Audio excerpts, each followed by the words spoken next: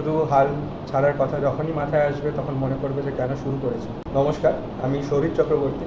2022 WBCS আমি revenue সার্ভিসে select হই। বর্তমানে আমি অ্যাসিস্ট্যান্ট কমিশনার অফ রেভিনিউ হিসাবে কর্মরত। রেভিনিউ সার্ভিসে যেমন আমরা জানি আমাদের 56 দিনের পুলিশ অ্যাটাচমেন্ট ট্রেনিং হয়, সেটার জন্যই আমি ব্যারাকপুরের SBSPতে আছি। 2023-এ আমার WBCS এক্সিকিউটিভে সিলেক্ট হই, যেখানে আমার এক্সিকিউটিভ র্যাঙ্ক 1 এবং ওভারঅল যে কমন মেরিট লিস্ট র্যাঙ্ক হয় সেটা 2। সামনেই 2024-এর পরীক্ষা, আর একেবারে সামনে চলে এসেছে আর কয়েকটা মুহূর্তের অপেক্ষা। অনেক দিন বাদে পরীক্ষা হচ্ছে।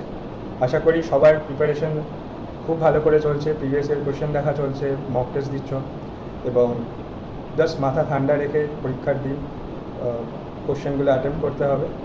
এই যাত্রাপথটা অনেকটা দীর্ঘমেয়াদী সবার জন্যই, আমার জন্যও ছিল, কারণ এই জার্নিটা একেবারেই ইজি নয়।